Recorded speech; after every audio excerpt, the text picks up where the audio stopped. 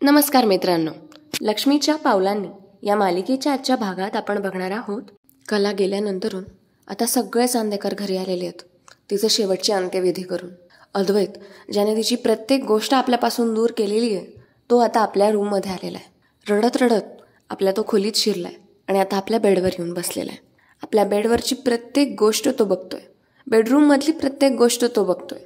त्याला म्हणजे साधी झोपण्याची जागा जरी बघितली ना त्याने कलाची, तरी त्याला त्याची आठवण होतीये. त्याला तो शेवटचा व्हिडिओ कॉलसुद्धा आठवतोय, जेव्हा त्याने कलाला विचारलेलं असतं की मी कसा दिसतोय, तेव्हा लगेच कला त्याला बोललेली असते, एकदम रुबाबदार दिसतोयस. घरच्यांनी तर कौतुकाचा डोंगर उचला असेल ना तुझ्या मागे. बरं चांदेकर, मी फोन ठेवते आता, इकडे येणारच आहे ना, मग तिकडे येऊन बोलूयात. हेही अद्वैतला आठवतं. हे सगळं आठवल्यानंतर कलाचा घेतलेला शेवटचा श्वास त्याला आता आठवायला लागतो. म्हणजे सगळ्या जुन्या आठवणी त्याला आठवतात. म्हणजे मी तिकडे येते पासून तर चांदेकर, माझी जाण्याची वेळ झाली, मी जाते आता, हे सुद्धा त्याला आठवत असतं. आणि या सगळ्या वेदना त्याला खूप असह्य होत असतात. आता आपल्या समोरच्या टेबलवर त्याने फ्रेम असते, त्याच्या एकट्याच्या फोटोची फ्रेम असते ती. आणि त्याने काय केलेलं असतं, लग्नाच्या वेळेस कलाचा आणि त्याचा फोटो जो असतो ना, तो त्यात अटकवलेला असतो. स्वतः ती फ्रेम आपल्यासमोर त्याला दिसते आणि तो आता जागचा उठतो ती फ्रेम बघण्यासाठी. अद्वैत ती फ्रेम आता आपल्या हातात घेतो आणि त्या फ्रेममधला तो जो फोटो असतो ना, तो ज्या क्षणाचा असतो त्या क्षणाची त्याला आठवण येते आता. म्हणजे आय थिंक संक्रांतीचे फोटोज असतात ते, हलव्याचे दागिने घातले जातात दोघांना, नवरा नवरीला. आणि म्हणजे हे लग्नानंतरचं असतं त्यांचं, त्यावेळेस झालेलं लग्नानंतरचं.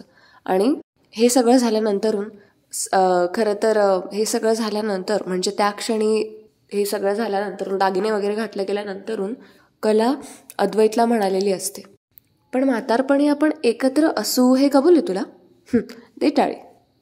आता त्यावेळेस अद्वैत म्हणालेला असतो की नाही नाही, अजिबात नाही. आता अद्वैतला तो क्षण आठवत असतो आणि रिग्रेट होत असतो, मी त्यावेळेस का नाही बोललो, मला माफ कर, खरे मला माफ कर, असं म्हणत ती जी फ्रेम आहे ती उराशी धरून तो खूप रडत असतो. आणि रडता रडता आता त्याला काय कुणाच ठाऊक, पण त्याची स्वतःची चूक आहे असं वाटत असतं. स्वतःला कोसत असतो तो आता म्हणत असतो की मला माफ कर खरे, जेव्हा तुला माझी सगळ्यात जास्त गरज होती तेव्हाच मी नव्हतो तुझ्याबरोबर. किती वाईट वागलो मी, किती चुकीचं वागलो तुझ्याशी, आय एम सो सॉरी, असा तो म्हणत रडत असतो. आणि मला माफ कर, मला माफ कर, अशीच लांबण त्याची सुरू असते. अगदी डोक्याला हात लावून लावून रडत असतो तो. म्हणजे त्याच्या कानात तेच शब्द गुंजतात अजून पण, जेव्हा डॉक्टर बोलले की शी इज नो मोर. आणि हॉस्पिटलमध्ये सगळ्यांनी हंबरडा फोडायला सुरुवात केलेली असते.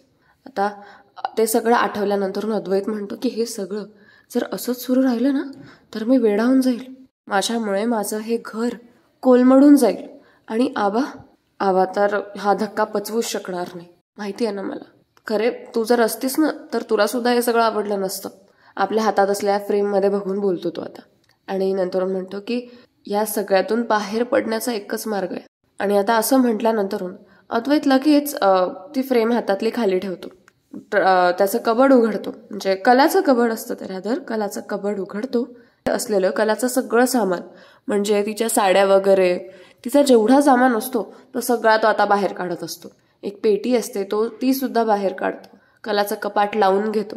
आणि आपल्या ड्रेसिंग टेबलवर असलेल्या कलाच्या सगळ्या गोष्टी, कलाच्या सगळ्या आठवणी, तो सगळ्या आता एका ठिकाणी जमा करतो. इव्हन कलाचे परफ्यूम सुद्धा आता ते गोळा केल्यानंतर अद्वैत म्हणतो, खरे तू मला कायमची सोडून गेलीस ना, आणि आता तुझ्याशी निगडीत एकही गोष्ट नकोय मला. म्हणजे त्याची ही भावना तिरस्काराची नसते, प्रेमाची आणि मायेचीच असते. पण मग त्याचं असं म्हणणं असतं की मी जर असंच हे चालू राहिलं तर वेडा होऊन जाईल, कलाच्या आठवणी डोळ्यासमोर राहिल्या तर रोज रोज माझं जगणं मुश्किल होऊन जाईल, आणि मला ते नकोय. मला माझ्या कुटुंबासाठी स्थिर राहावं लागेल, स्थैर्य मेंटेन करावं लागेल, असं त्याचं म्हणणं असतं. म्हणून तो कलाच्या सगळ्या आठवणी एका पेटीत भरत असतो. एक एक आठवण त्याला कायमची पॅक करणं जड झालेलं असतं. कलाच्या साड्या, कलाच्या फ्रेम्स, त्यानंतर कलाचे परफ्युम्स, सगळं तो आपल्या उराशी लावत रडत रडत त्या गोष्टी सगळ्या पॅक करत असतो. फायनली ती फ्रेम सुद्धा तो आता उराशी लावून इतका रडतो तुम्हाला सांगते. आणि ॲट द एंड तो सुद्धा आता पेटीत ठेवतो आणि म्हणतो की खरे आठवण करून देणारी एकही गोष्ट नको आहे माझ्यासमोर, असं म्हणतो. आणि ती पेटी कला म्हणजे ती जी पेटी असते त्यामध्ये कलाचं सगळं सामान लावून ती पेटी बंद करून देतो. आणि आता हे सगळं झाल्यानंतरून म्हणजे त्या पेटीला कायमचं बंद केल्यानंतर मालिकेमध्ये 6 महिन्यांचं लीप दाखवलेलं आहे. आणि 6 महिन्यानंतर म्हणजे 6 महिन्यानंतरचं दृश्य दाखवण्यात आलेलं आहे. 6 महिन्यानंतरूनचं कोल्हापूर, 6 महिन्यानंतरूनचा अद्वैत, 6 महिन्यानंतरूनचं चांदेकर कुटुंब. ओके, सो आता 6 महिन्यानंतरून गोष्टी तर भरपूर बदललेल्या आहेत. आता काय झालंय बघूयात. अद्वैत आता कोणाशी तरी फोनवर बोलत असतो. तो फोनवर बोलत असतो की मी तुम्हाला काही फाईल्स काढून ठेवायला सांगितलेल्या होत्या, त्या काढून ठेवल्या आहेत की नाही. ऑफकोर्स मला संध्याकाळी लागणार आहेत त्या फाईल्स, मला रेफर करायच्या आहेत त्यातल्या काही गोष्टी. हां, तसं तुम्ही मिस्टर इनामदारांसोबत बोलून घ्या. ओके. आणि असं म्हणत आता लगेच अद्वैत टेबलवर येतो. फोन कट केलेला जो असतो त्याच्या हातात तो टेबलवर ठेवतो. टेबलवर ठेवलेला चष्मा आपल्या हातात घेतो आणि तो चष्मा लावतो. फक्त शारीरिक किंवा पेहरावातला बदल जर सोडला तर अद्वैतच्या गोष्टींमध्ये भरपूर बदल आता झालेला आहे 6 महिन्यांमध्ये. असतं ना, एखाद्या वेळेस जर एखादी अशी घटना घडली ना ती आपल्याला पूर्णपणे बदलून टाकते. सो तसंच काहीतरी झालेलं आहे इथे. सो आता झालं काय माहितीये का, दुसरीकडे आता खाली सगळेजण ब्रेकफास्टला जमत असतात. म्हणजे आजोबा तर चालायच्या क्रमाचेच राहिलेले नाहीये. आजोबा न चालता व्हीलचेअर्सवर येत आहेत. ओके, सो आजोबांना सोहम त्यांच्या रूममधून व्हीलचेअरवरने घेऊन येतोय. त्यानंतरून अनामिका सगळ्यांना प्लेट सर्व करते. त्यानंतरून रजनी तर दिसत नाहीये, पण म्हणजे सगळेजण आता ब्रेकफास्टला जमलेले आहेत खाली. आणि सरोज आबा आल्यानंतरून सरोज आबांची चेअर व्यवस्थित करते आणि आबांना म्हणते सुप्रभात आबा. लगेच आता आबासुद्धा म्हणतात की गुड मॉर्निंग, गुड मॉर्निंग. आता असं म्हटल्यानंतरून ही रोहिणी पण म्हणत असते गुड मॉर्निंग डॅड. आता तितक्यात आबा सगळेजण तिथे असतात आणि सरोज जेव्हा बसू लागते तेव्हा तिला म्हणतात की अद्वैत यायची वेळ झाली, सगळं व्यवस्थित आहे ना तयार. तेव्हा सरोज म्हणते हो हो तयार आहे सगळं. आता इकडे राहुल आणि रोहिणी एकमेकांकडे बघून अगदी धूर्तपणे दात काढत असतात. तर दुसरीकडे आता तो जो रॉकेट आहे ना तो रॉकेट आलेला आहे आता यांच्या घरी राहायला वाटतं. सो रॉकेटवरून अगदी घाईघाईने उतरत असतो आणि तो म्हणतो ब्रेकफास्ट ब्रेकफास्ट ब्रेकफास्ट असं म्हणता म्हणता तो खाली उतरतो. आणि आता नैना म्हणते अरे रॉकेट हळू, काय झालं हां. आता तो रॉकेट सांगू लागतो. सोहम सुद्धा आता त्याला म्हणत असतो की अरे हळू जरा पडशील. तेव्हा रॉकेट आता म्हणू लागतो. म्हणजे आबा जेव्हा त्याला विचारतात की काय रॉकेट काय झालं तेव्हा तो रॉकेट सांगू लागतो की अहो ते सरांना लवकरात लवकर जायचंय. ते काय आहे ना की घरात आणि बाहेर सगळीकडे खूप मीटिंग्स आहे त्यांच्या. आणि तिकडे उशीर झाला की इकडे उशीर होतोय, इकडे उशीर झाला तर पुन्हा तिकडे उशीर होतोय, दोन्हीकडे उशीर झाला तर ते मला ओरडतात, त्यात खूप उशीर होतोय. त्यामुळे बघावं म्हटलं ते सर तापायच्या आधी की नाश्त्याची तयारी झाली आहे का. तेव्हा आबा म्हणतात की अरे 1 आण्याचा मुद्दा आणि तू लाखभराचं बोलायला लागलायस, किती असं कसं चालणार आहे रे रॉकेट. तेव्हा लगेच रॉकेट म्हणतो आता ह्या सगळ्यात विसरलो ना मी, तुमचा औषधाचा डब्बा आणायचा राहिलाय. तो जाऊ लागतो. तितक्यात आता आबा म्हणतात अरे त्या औषधांचं सोड, तू जा बरं, त्याला अजून काय पाहिजे ते बघ. तर लगेच रॉकेट म्हणतो नाही हो, आता तो औषधाचा डब्बा नाही आला ना म्हणजे ते अजून जास्त चिडतील, आलोच मी तेवढा घेऊन. ओके, असं म्हणत आता रॉकेट लगेच आबांच्या रूममध्ये जातो. आबांचा तो मेडिसिनचं जे काही किट आहे त्यांचा तो पूर्ण डब्बा तो घेऊन येतो. आबांना पाणी देऊ लागतो आणि आबा तर अजूनपर्यंत मला अस्वस्थ दिसतात आणि त्याला सगळे हसत असतात. आबांना औषधं देऊन पाणी वगैरे देऊन तो आता पुन्हा लगेच अद्वैतकडे जातो, अद्वैतकडे पळत सुटतो. आणि आता सोहम त्याला हसतच म्हणतो की खरंच हा रॉकेट सारखाच आहे. तेव्हा सरोज पण म्हणते की हो ना. आता सरोज सुद्धा त्याला खूप हसत असते. आता आबा थोडेसे सिरियस होतात आणि म्हणतात की आपल्या अद्वैतच्या मनावर एवढा मोठा आघात झालाय की त्याचं काय होत असेल हे त्याचं त्यालाच माहिती. आता सगळेजण थोडेसे भावुक होऊ लागतात, सिरियस होतात. आबा म्हणतात बरं आतल्या आत सगळं दळवून ठेवलंय त्याने, आता फक्त काम करायचं म्हणून करतोय. या सगळ्यात स्वतःला अडकवून टाकलंय माझ्या मुलाने. आणि किती पण घाई असेल काही पण असेल तरी माझी औषधं तो स्वतःच्या हाताने देणार म्हणजे देणारच. आता लगेच सरोज म्हणते हो ना आबा, ना कधी कला कमी पडली आपल्या कर्तव्यात ना अद्वैत. दोघं म्हणून चोख पार पाडायचे. पण आता मनाने कितीही खचलेला असला तरी तो चेहऱ्यावर कधीच दाखवत नाही की त्याला किती त्रास होतोय. या सगळ्यातनं लवकर बाहेर पडला पाहिजे तो. आता रोहिणी ती तिच्या चेहऱ्यावर खोट्या भावुकतेचे इमोशन्स आणत असते. ओके, आणि राहुल तर या सगळ्यावर काहीच बोलत नसतो. आता आबा मनोमन म्हणतात की कला गेल्यापासून माझा आनंदात राहणारा अद्वैत हसू काय हे विसरूनच गेलाय. तिची आठवण येऊ नये त्यासाठी स्वतःला कामात एवढं गुंतवून घेतलंय की 1 मिनिट सुद्धा तो जीवाला शांतता देत नाहीये. आता आबांच्या हाताचं थरकं भरतंय. म्हणजे आबा आता बऱ्यापैकी आबांची परिस्थिती सुद्धा खालावलेली आहे शारीरिक. म्हणजे आबांची तब्येत जराशी खालावलेली आहे. आपल्या थरथरणाऱ्या हातांनी आबा आता हात जोडतात आणि मनोमन देवी आईला प्रार्थना करत असतात. किती दिवस हे असं चालणार आहे काय माहिती. देवी आई, माझ्या या मुलाला तुझ्या चरणी मी आता घेऊन येतो. त्याच्या आयुष्यात पुन्हा एक नवीन जीवन कर देवी आई, असं आता आबा म्हणतात. त्याला या दुःखातून बाहेर यायला मदत कर. अशी पुन्हा पुन्हा प्रार्थना आबा आता करत असतात देवी आईला. असं म्हणतात, दररोज होणारी नवी सकाळ, दररोज उगवणारा नवा सूर्य एक नवी सुरुवात घेऊन येत असतो. आणि आता मालिकेत तसंच काहीसं होणार आहे असं वाटायला लागलंय. म्हणजे सुकन्या, जिचं हार्ट ट्रान्सप्लांट सर्जरी झालेली होती आणि जिला कलाचं हार्ट डोनेट करण्यात आलेलं होतं, आता तिला दाखवण्यात आलंय सुकन्याला. म्हणजे सकाळची वेळ आणि सुकन्या आता झोपेतून उठतेय. म्हणजे झोपेत सुद्धा तिचा चेहरा प्रचंड प्रसन्न दिसत असतो. आणि आता ती उठते आणि किचनमधून तिला तिची रूममेट गुड मॉर्निंग असं म्हणते. आता सुकन्या सुद्धा उठते झोपेतून आणि म्हणते की गुड मॉर्निंग. तितक्यात आता तिची मैत्रीण सोशल मीडियावर पोस्ट करत असते बाहेरून फोटो काढल्यानंतरून आणि टाकते की हॅशटॅग कोल्हापूरची थंडी. तर दुसरीकडे आता सुकन्या झोपेतून उठते आणि उठल्यानंतरून आपल्या टेबलवर ठेवलेला जो मेडिसिनचा बॉक्स आहे त्यातून पहिली गोळी घेते, पाणी वगैरे पिते आणि तिच्या दिवसाची सुरुवात करते. आता सुकन्या अगदी म्हणते की म्हणजे देवी आईला प्रार्थना करत की थँक्यू थँक्यू थँक्यू देवी आई, मला जे हवं ते तू देतेस असं म्हणून लगेच सुकन्या खूप खुश असते ॲक्च्युली. असं म्हणत ती खूप हसत असते. आणि आता हे सगळं ऐकून तिची रूममेट जी आहे, तिची जी मैत्रीण आहे, ती लगेच तिच्याकडे येते आणि म्हणते की अरे वा, सकाळी सकाळी उठल्या उठल्या देवी आईला थँक्यू. आणि तेही एकदा नाही, जोपर्यंत ती ऐकत नाही तोपर्यंत सुरूच असतं वाटतं तुझं. आता सुकन्या म्हणते आणि ते आयुष्यभर सुरू राहील, कारण या जगात तिच्या इतकं बेस्ट कोणीच नाही आहे. बरं तू बस, मी फर्स्ट क्लास चहा बनवते तुझ्यासाठी. तेव्हा ती तिची रूममेट म्हणते फक्त माझ्यासाठी? तेव्हा ती म्हणते अगं माझ्यासाठी ग. आता लगेच सुकन्या उठते आणि चहा बनवायला घेत असते. ती किचनमध्ये जाते तेव्हा लगेच तिची रूममेट येते आणि तिथे ओट्यावर बसते तिच्याजवळ आणि म्हणते मस्त ना असा कडक चहा कर आणि ते जे आलंय ना ते मस्त त्यात असं कुटून कुटून कुटून घाल. आता त्यांच्यामध्ये यावरून खूप जोक्स होत असतात. हसत खेळत दोघी जणी छान मस्त असा चहा बनवत असतात. हसत खेळत आता दोघी जणी खूप छान गप्पा मारत असतात आणि जे आलं वगैरे तिने किसून टाकलेलं असतं ना पाण्यामध्ये सुरुवातीला चहाच्या सुकन्याने, आता त्याचा खूप छान सुगंध येत असतो. आणि आता लगेच तिची रूममेट तो वास घेते आणि म्हणते की अरे वा काय मस्त वास येतोय. आता लगेच सुकन्या म्हणते ते चहा पावडर आणि साखर दे. आता लगेच तिची मैत्रीण तेवढं तिला पास करते चहा पावडर आणि साखर. आता दोघी जणी त्या हसत खेळत चहा पित असतात. त्यांचे काही ना काही जोक्स सुरूच असतात. आणि आता सुकन्या थोड्याच वेळात चहा झाल्यानंतरून चहा गाळते तिच्या मैत्रिणीसाठी आणि तिच्यासाठी. आता चहा गाळून झाल्यानंतरून सुकन्या तिला चहा देते आणि म्हणते की हे घे.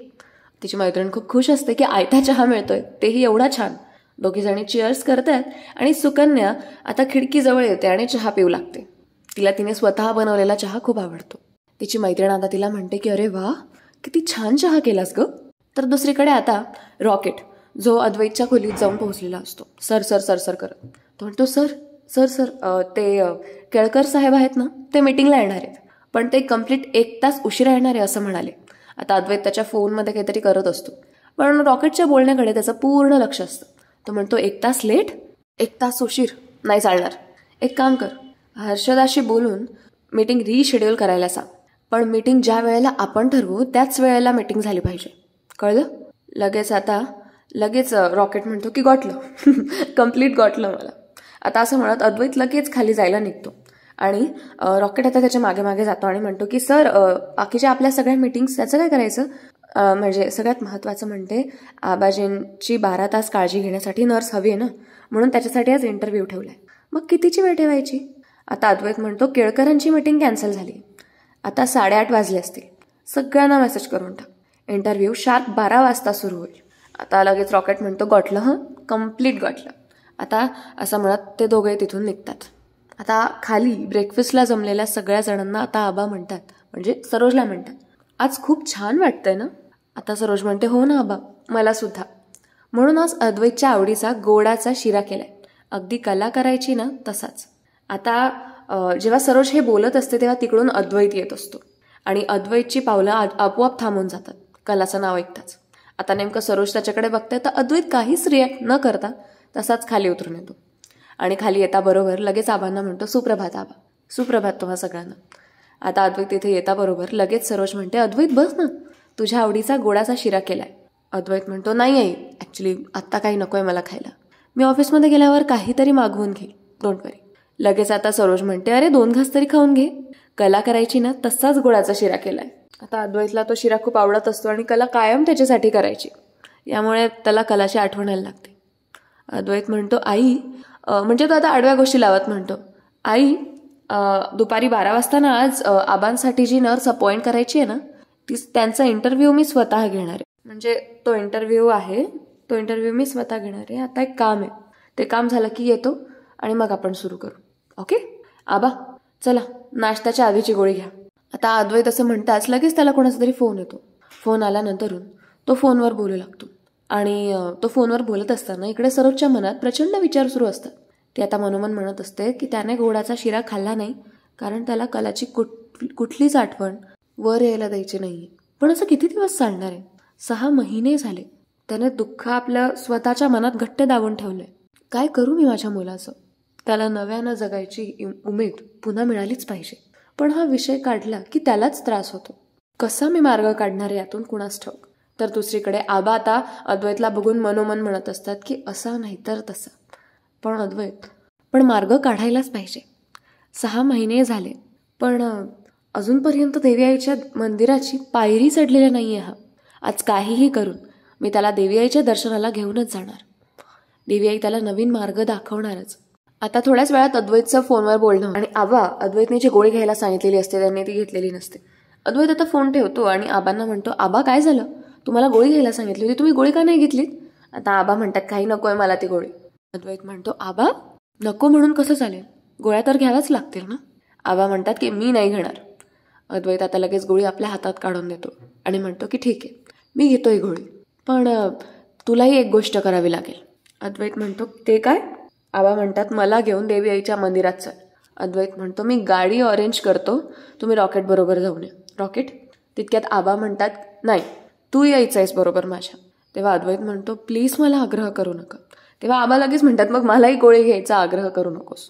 अद्वैत लगेच म्हणतो की आबा प्लीज तुम्ही समजून घ्या ना, मला नाही जायचंय देवळात. आबा म्हणतात, मला मान्य आहे, एवढा मोठा आघात झाला आपल्यावर, तुझ्यावर. अरे पण जीवनात पुढे जावंच लागतं ना. तू तुझी कामं करतोसच ना, तुझं कर्तव्य पार पाडतोस आणि या सगळ्यानंतर या घराला तू परत सावरलंस. पण आता 6 महिने झाले रे राजा, असं करू नकोस. देवी आईच्या मंदिरात चल, हवं तर माझ्यासाठी चल, पण या म्हाताऱ्याला नाही म्हणू नकोस. तेव्हा अद्वैत लगेच म्हणतो, ठीक आहे आबा, रॉकेट गाडी रेडी कर, देवी आईच्या मंदिरात आपण घेऊन जातोय आबांना. तेव्हा रॉकेट लगेच म्हणतो की ओके. अद्वैत म्हणतो, ठीक आहे चला आबा, आता ही घ्या गोळी. आता असं म्हणत अद्वैत आबांना गोळी देतो, पाणी देतो, म्हणजे आपल्याच हाताने. आणि तेव्हा सगळ्यांच्या चेहऱ्यावर एक हसू येतं, म्हणजे स्माईल येते आणि आबांच्या चेहऱ्यावर समाधान पसरलेलं असतं. आता अद्वैत लगेच म्हणतो, अनामिका कॉफी. तर अनामिका म्हणते, हो दादा आणते. असं झाल्यानंतर आता सोहम आपल्या ताटात तो गोडाचा शिरा वाढून घेत असतो आणि अद्वैतचं त्याकडे लक्ष जातं. अद्वैत त्या शिऱ्याकडे बघत असतो आणि इग्नोर करत असतो. तर दुसरीकडे आता सकाळी सकाळी तीच वेळ असते आणि आता सुकन्याने सगळं आवरायला घेतलेलं असतं. तिने पटपट सगळं आवरलेलं असतं आणि ती आता जायची तयारीसुद्धा करत असते. तितक्यात टेबलवर असलेल्या फोनवर ना एक नोटिफिकेशन येतं, म्हणजे फोनचा आवाज येतो आणि तिची मैत्रीण तो फोन बघते आणि त्या फोनवर तिला काहीतरी दिसतं. ती लगेच सुकन्याकडे येते आणि म्हणते, सुकी. लगेच सुकन्या म्हणते, काय गं? लगेच तिची ती मैत्रीण म्हणते की अगं तुला मेसेज आलाय. टुंकण वाजला म्हणून मी तो लगेच बघितला, सॉरी. आता सुकन्या म्हणते की सॉरी म्हणाल्याशिवाय दिवस जात नाही ना तुझा, आणि तसंही मला मेसेज आलाय तो बघितल्याशिवाय तुला राहवतच नाही ना. तेव्हा लगेच तिची रूममेट म्हणते, ओके तुझ्या सगळ्या बातम्या तुझ्याबद्दलच्या सगळ्यात आधी मलाच कळल्या पाहिजे. बेस्ट फ्रेंड्स होते की हुए जनाब. आता लगेच सुकन्या म्हणते, अगं वेडी बडबड करण्यापेक्षा आधी कोणाचा मेसेज आलाय ते तर सांग. लगेच आता तिची ती मैत्रीण म्हणते, ओके चांदेकर. लगेच ती म्हणते की चांदेकर. लगेच आता म्हणजे सुकन्या म्हणते की चांदेकर कोण. लगेच त्याची ती मैत्रीण म्हणते की अगं नर्स हवी आहे त्यांना, म्हणून नर्सचा इंटरव्ह्यू आहे ना आज जॉबचा. आता लगेच सुकन्या म्हणते काय, अय्या मला मेसेज आला. आता लगेच तिची मैत्रीण म्हणते की हो नर्स हवी म्हणून इंटरव्ह्यू आहे ना त्यांचा, आणि 12 वाजता चांदेकर मॅन्शनला इंटरव्ह्यू आहे. आता लगेच सुकन्या म्हणते बघू. अरे वा, नेहा नेहा असं म्हणत आता सुकन्या तिला घेऊन गोल गोल फिरत असते. म्हणजे खूप खुश असते ती आणि तिला घेऊन ते सर्वत्र फिरत असते नेहा नेहा नेहा करत करत. आता ती म्हणते अगं अगं बास बास बास. लगेच सुकन्या म्हणते तू बघच मला हा जॉब नक्की मिळणार. आता लगेच तिची मैत्रीण म्हणते फिंगर्स क्रॉस्ड, पण तुला माहिती आहे ना त्यांना अनुभवी नर्स हवी आणि अनुभवच तर नाही आहे ना आपल्याकडे. सुकन्या म्हणते आय नो, पण मी नर्सिंगचा कोर्स पूर्ण केलेला आहे आणि मला मेडिसिन्सबद्दल सगळं माहिती आहे. आणि तसंही कुठल्याही पेशंटची प्रेमाने शुश्रूषा केली की तो बरा होतोच. आणि सगळ्यात महत्त्वाचं म्हणजे पेशंटला औषधापेक्षा आपलेपणाची भावना जास्त इफेक्टिव्ह ठरते असा माझा विश्वास आहे. आता नेहा म्हणते की आणि आपलेपणा या विषयात तुझ्या इतकं क्वालिफिकेशन तर कोणाकडेच नाही आहे. आता लगेच सुकन्या म्हणते हो ना, चल आता केवढी महत्त्वाची बातमी मिळाली आहे नेहा. सगळ्यात आधी जाऊन देवी आईला सांगायची आणि तिचे मनापासून आभार मानायचे. चल आता असं म्हणत आता त्या दोघंही जायला निघू लागतात. नेहा म्हणते की हो हो चल. लगेच आता सुकन्या म्हणते अगं चल लवकर. म्हणते हो हो आले आले सुकी थांब. लगेच सुकन्या पुन्हा म्हणते चल ग लवकर, किती उशीर करतेस. आता असं म्हणाल्यानंतर लगेच या मंदिरात जायला निघालेलं असतं. सुकन्या आता फायनली खूप खुश होऊन देवी आईच्या मंदिरात यायला निघालेली असते. सुकन्या खूप पुढे पुढे पळत असते, खूप आनंदात असते ती.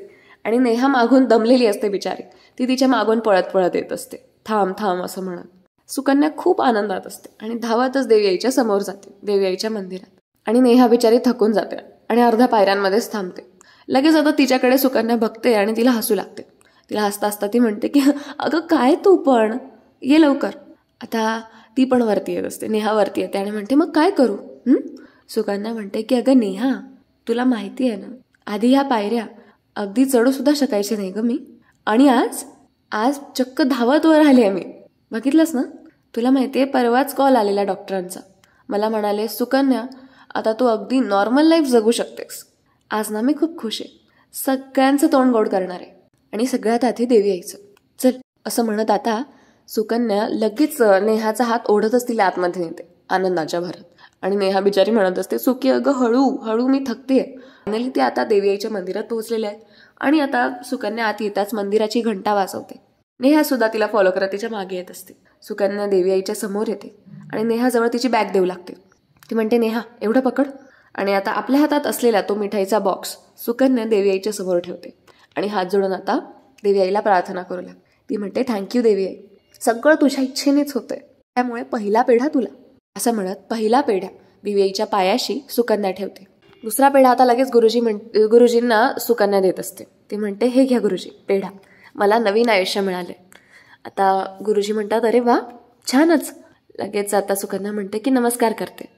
नमस्कार करताना म्हणजे सुकन्या नमस्कार करते आणि लगेच गुरुजी तिला आशीर्वाद देतात की आयुष्यमान भव. आता लगेच सुकन्या म्हणते बरं गुरुजी बर्फी नंतर आणे ना. आता गुरुजी म्हणतात बर्फी कसली. लगेच सुकन्या म्हणते अहो आज जॉब इंटरव्ह्यू आहे माझा. आता गुरुजी म्हणतात अरे वा, मग आता 2 आनंदाच्या बातम्या, मग आताच का नाही आणली बर्फी. सुकन्या म्हणते अहो आत्ताशी फक्त इंटरव्ह्यू आहे माझा, नोकरी नाही मिळाली मला, पण माझी खात्री आहे ती सुद्धा मिळणार. आता गुरुजी म्हणतात की ते कसं काय. सुकन्या म्हणते गुरुजी मला जर नवीन आयुष्य मिळू शकतं तर नोकरी नाही मिळणार. मला खात्री देवी आई माझ्या आयुष्यातले सगळे प्रॉब्लेम्स सोडवेल असं आता देवी आईकडे बघत सुकन्या म्हणत असते. आणि गुरुजी म्हणतात की हो खरं आहे तुझं. आता लगेच सुकन्या म्हणते येते गुरुजी. आता लगेच ती जाऊ लागते तितक्यात नेहा तिच्या समोर येते आणि म्हणते मला पेढा. आता तिला त्याच हातावर पुढे केलेल्या हातावर टाळी देत सुकन्या म्हणते की तुला नंतर, हे घे आत ठेव आता आणि माझी बॅग दे मला, आणि हो देवीच्या पाया पड. आता लगेच नेहा नमस्कार करू लागते. नमस्कार केल्यानंतर आता नेहा म्हणते पेढा. आता लगेच सुकन्या म्हणते देते बाई हे घे. आता पेढा ती घेते नेहा आणि देवी आईला नमस्कार करू लागते. आता तिथे जमलेल्या सगळ्यांना सगळ्या भक्तांना सुकन्या पेढ्या वाटत असते. तिला कोणाचा तरी फोन येतो, ती फोन उचलते आणि फोनवर बोलता बोलता सगळ्यांना पेढे वाटत असते. तिला जितके लोक समोर दिसतात ना तितक्या सगळ्यांना ती पेढे वाटत असते. आणि तितक्यात तिला समोरून तिच्या समोर एक गाडी येताना दिसते आणि अचानक तिच्या हृदयाची धडधड ही वाढू लागते. तिचं हृदय जोराजोरात धडधडू लागतं. समोरून आता त्या आलेल्या 4 व्हीलरमधून अद्वैत उतरलेला असतो. म्हणजे असं पण असतं का की आपल्या म्हणजे ओळखीच्या व्यक्तींना बघून किंवा आपल्या अत्यंत जवळच्या व्यक्तींना बघून आपलं हृदय धडधडू लागतं? मला तर काहीसं तसंच वाटतंय. कारण अद्वैत गाडीच्या खाली उतरतो, बाहेर उतरून तो उभा राहतो आणि कोणाला तरी फोन करू लागतो. तितक्यात सुकन्याची धडधड वाढलेली असते. आपल्या कानाशी लावलेला फोन ती खाली करते आणि जराशी अस्वस्थ होते. ती आपल्या हृदयावर हात ठेवते आणि विचार करू लागते की मला अचानक एवढं धडधडायला कसं काय होतंय. आता ती त्याकडे लक्ष काही देत नाही आणि फोनवर बोलणं कंटिन्यू करते, कारण तिचा आनंदच खूप असतो. आता सुकन्या समोर दिसणाऱ्या प्रत्येक व्यक्तीला पेढे वाटत असते आणि इकडे अद्वैत कोणाशी तरी फोनवर बोलत असतो. आता मंदिराच्या पायऱ्यांवरून ना एक आजोबा खाली उतरत असतात आणि नेमकं ना त्यांना चक्कर येत असते. वाटतं की त्यांचा तोल जातो. अद्वैतचं त्याकडे लक्ष जातं आणि अद्वैत आपल्या हातातला फोन सोडून पटकन त्यांना पकडायला जातो, म्हणजे त्यांचा तोल जाऊ नये म्हणून. आणि ते आता पडणार असतात. अद्वैत त्यांना सावरतो, पडण्यापासून वाचवतो. आणि पण नेमकं होतं काय, तो त्यांना पडण्यापासून सावरतो आणि मागून येणारी सुकन्या, जिचं लक्ष नसतं, जी फोनवर बोलत असते, ती खाली उतरत असते आणि त्याला धडक लागते. म्हणजे ते दोघं एकमेकांना टक्करतात, म्हणजे टक्कर होते आणि एकमेकांना धक्का लागल्यामुळे सुकन्याच्या हातातला फोन पडतो. अद्वैतच्या हातातला फोन तर असंही पडलेलाच असतो, तो जेव्हा त्या आजोबांना सावरतो तेव्हा. पण नेमकं त्यांची जेव्हा टक्कर होते तेव्हा त्यांचं दोघांचं लक्ष एकमेकांकडे जातं आणि ते दोघं एकमेकांना बघतच राहून जातात, आश्चर्यचकित होऊन. आणि ते आजोबा ते सुद्धा त्या दोघांकडे बघतच राहतात. अद्वैतला आपल्यासमोर आलेलं बघून सुकन्याचं हृदय खूप धडधडत असतं, पण का कुणास ठाऊक तिला ते कळतच नसतं की का होतंय असं. आणि तिला आता थोडंफार कदाचित कळायला लागलेलं असतं की ह्या व्यक्तीला समोर बघून माझं हृदय धडधडतंय. तिचे डोळे जराशे पाणवलेले पण असतात, पण का कुणास ठाऊक तिलाच कळत नसतं की तिच्या डोळ्यातून पाणी काय येतंय. ती ते चेक करत असते, पुसत असते आणि ते दोघंही एकमेकांच्या समोर एकमेकांकडे आश्चर्यचकित होऊनच बघत असतात. सुकन्याला असं वाटतं की मी या माणसाला जणू आधीपासूनच ओळखते, म्हणून तिच्या डोळ्यातून पाणी येत असतं. म्हणजे हे सगळं खूप वेळ चालतं, ते बघतच राहतात, विचार करत राहतात की नक्की हा कोण आहे, ही कोण आहे. सो आता पुढील भागात आपल्याला बघायला मिळणार आहे की रोहिणी कोणाशी तरी फोनवर बोलत असते आणि फोनवर बोलत असताना, म्हणजे कारमध्ये असते ती, राहुल आणि ती सोबत असतात आणि फोनवर कोणाशी तरी रोहिणी बोलत असते. ती म्हणत असते, हो आम्ही तिथेच पोहोचतोय, फक्त त्या वेड्यावर लक्ष ठेव. तिथे एक वेडा झालेला माणूस असतो, म्हणजे एक वेडा माणूस असतो आणि तो दाखवण्यात आलेला आहे. आणि लगेच रोहिणी म्हणाली ऑब्व्हियसली की तू तिथेच बस आणि त्या वेड्यावर लक्ष ठेव. आणि आता रोहिणी फोन ठेवल्यानंतर राहुलला सांगू लागते की गॉड, हा तोच वेडा आहे राहुल. उडवलं ना त्या गाडीची नंबर प्लेट अजूनही त्याच्याकडेच आहे, लवकर गाडी चालव. तो जर आपल्या हातातून निसटला ना तर परत सापडणं मुश्किल होईल. तर आता दुसरीकडे सुकन्या, म्हणजे देवळातला सीन आहे हा, सुकन्या तिच्या मैत्रिणीला काहीतरी देत असते. नाही, त्या बाहेर येऊन आय थिंक काहीतरी करत असतात आणि तिची ती नेहा जी आहे ती खाली बसून काहीतरी करत असते. आय थिंक शूज घालत असते वाटतं. तिला बघत आता सुकन्या पुढे जात असते. तितक्यात मागून अद्वैत येतो आणि तिचा हात पकडून घेतो आणि देवी आईच्या समोर हे सगळं झालेलं आहे. आता अद्वैत तिचा हात रोखून धरतो आणि रोखून धरल्यानंतर सुकन्याला म्हणतो की माझा फोन दे. आता लगेच सुकन्या म्हणते, मगाशी आपण धडकलो ना तेव्हा तुम्ही माझा फोन उचललायत. तेव्हा अद्वैत म्हणतो, मला कोणाचाही फोन उचलायची गरज नाहीये आणि हवा तर तुला हवा तो फोन मी विकत घेऊन देईल. तुम्हाला माहिती आहे का मी कोण आहे? तेव्हा सुकन्या म्हणते की असाल तुम्ही कोणीतरी ग्रेट. आता हे शब्द कलाचे असतात आणि अद्वैत नेहमी आधीपासून असंच म्हणत आलेला असतो ना की मी आहे कोण शेवटी, द ग्रेट अद्वैत चांदेकर. आणि ती तेच म्हणते की असाल तुम्ही कोणी द ग्रेट. सो आता अद्वैत थोडासा स्तब्ध होतो. तसं असं की हे कुठेतरी ऐकलंय, म्हणजे कला असंच म्हणायची. सो म्हणून आता थोडासा स्थिरावतो. आता झालेलं काय असतं, त्यांची जेव्हा त्या आजोबांमुळे टक्कर झालेली असते ना, त्या दोघांचेही फोन खाली पडलेले असतात आणि दोघांचे फोन आय थिंक एक्सचेंज झालेले असतात किंवा सरळ सरळ चोरी झालेले असतात, कारण दोघांकडेही नसतात. सो आता हे सगळं तिथे चाललेलं आहे. पण आजच्या एपिसोडचा शेवट तर इथेच झालेला आहे. पण मालिकेत आणखीन पुढे काय वाढून ठेवलं हे जाणून घेण्यासाठी आपले डेली एपिसोड्स बघत चला आपल्या चॅनल माती मराठीवर. आणि हो, त्यासाठी चॅनलला सबस्क्राईब करा आणि व्हिडिओला लाईक करा. त्याचबरोबरीने आजचा व्हिडिओ कसा वाटला ते सुद्धा कमेंट सेक्शनमध्ये नक्की सांगा. आता मित्रांनो, वेळ झालेली आहे कमेंट सेक्शन वाचण्याची. त्यातून आता पहिली कमेंट आली आहे स्मिता देवरे यांची. आणि अजूनपर्यंत आपले प्रेक्षक त्या दुःखातून बाहेर आलेले नाहीये. अद्वैत येऊन गेला 6 महिन्यांच्या लीपमध्ये आणि आता आपले प्रेक्षक अजूनही आठवण काढतायत कलाची. त्यानंतरून आहेत नंदा सावंत, प्राजक्ता कांबळी, रश्मी कुलकर्णी आणि आहेत वंदना रस्तीद, ओके, ज्योती शेंडे. सगळ्यांचं म्हणणं आहे मला कलर्स बघायची, कलर्स हवी आहे. वैशाली राजे, त्या म्हणतात गाणं फार सुंदर आणि हार्ट टचिंग होतं. त्यानंतरून त्या म्हणतात की आज प्रथमच डोळ्यातून पाणी आलं आमच्या, अक्षर ग्रेट, ओके. त्यानंतरून वैशाली राजे खूपच जास्त भावूक झालेलं आहे. त्या म्हणतात काय मिळालं कलाला मारून लेखक डिरेक्टरला. डायरेक्ट डे 1 पासून तिला ना नवऱ्याचं प्रेम मिळालं ना घरच्यांचं. आता कुठे नवरा सासू तिच्याशी नीट वागू लागलेले, तर तिचंच गळा घोटलं डायरेक्टर लेखकाने. आतापर्यंत पाहिलेल्या सिरियल्सपेक्षा सर्वात वाईट भाग पाहायला मिळाला. अरे बापरे. दृष्ट शक्तींना जिंकवलं तुम्ही, आम्हाला फसवलं तुम्ही. अरे बापरे. सर्वात कहर म्हणजे तिला जे अद्वैतला सांगायचं होतं ती महत्त्वाची चिठ्ठी अद्वैतपर्यंत पोहोचलीच नाही. वारे लेखक साहेब. अरे बापरे, खूपच जास्त चिडल्या आहेत त्या, तापलेल्या आहेत. दीपक नेवलकर, बट त्यांच्या म्हणण्याचं मी समर्थन करते, ही गोष्ट खरी आहे. वैशाली राजे जे म्हणाले आता कमेंट सेक्शनमध्ये ते अगदी बरोबर आहे आणि मी ऑब्व्हियसली मान्य करते ती गोष्ट. मला सुद्धा नाही पटलेली ती गोष्ट. त्यानंतरून आहे दीपक नेवलकर आणि त्यानंतरून समता, वैशाली पटवर्धन, प्रीती पिंपळे, शुभादराज, ओके, प्रीती पिंपळे यांनी पुन्हा एकदा एक कमेंट केलेली आहे, व्हेरी सॅड. आणि मार्गरेट जॉन, ओके, वरदा फाळके, दीपाली लोंढे आहे. त्यानंतरून आशा विटेकर, भक्ती तांबडकर, आकांक्षा गुरखे, त्यानंतर उमा गुडूप आहेत, सचिन पवार, सुचित्रा मयेकर, शुभांगी बडेकर, रंजना नांगरे, विजया काटे, त्यानंतर आहेत अरुणा विचारे, सुहम चव्हाण, आनंद केसवानी. ते सुद्धा म्हणतात की हृदयस्पर्शी एपिसोड होता. म्हणजे सांगताना ॲक्च्युली मी सुद्धा खूप अशी माझं एक्सप्रेशन्सच बदलत होते ना, तसे म्हणतात I could here the pain in your voice. की हृदयस्पर्शी एपिसोड, थँक्यू सो मच. त्यानंतर आहेत विजय गायकवाड आणि त्यानंतर सुषमा धागे, ओके, सुषमा धागे आहेत. त्यानंतरून उषा पवार, वेद प्रेमाचे, ओके, असं म्हणून कोणाची तरी आयडी आहे. आनंद केसवानी पुन्हा एकदा म्हणतात मी पहिल्यांदा रडलो असं काही बघितल्यानंतरून. अंजली खरात, त्यांना असं वाटतं की त्यांनी कोणीतरी त्यांच्या कुटुंबातलंच गमावलेलं आहे. अंजली खरात आहेत. नीता साकट, गीतांजली कुंभार, ओके, त्यानंतर दत्ता पितळेवड, त्यानंतर स्मिता देवरे, सरोज जुन्नरकर, राखी कालंत्री, रिया गावकर, स्मितल कटाडे आणि श्रद्धा कटोले. म्हणजे कमेंट सेक्शन आता पुन्हा भरभरायला लागलेलं आहे. सो मित्रांनो, तुम्हाला आजच्या एपिसोडबद्दल काय वाटतं या थॉटने सुद्धा आजचं कमेंट सेक्शन भरून टाका.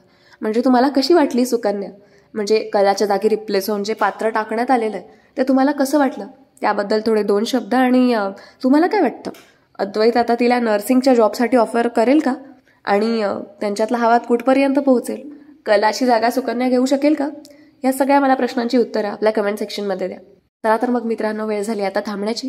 भेटूया पुढच्या व्हिडिओमध्ये लवकरच. तोपर्यंत धन्यवाद.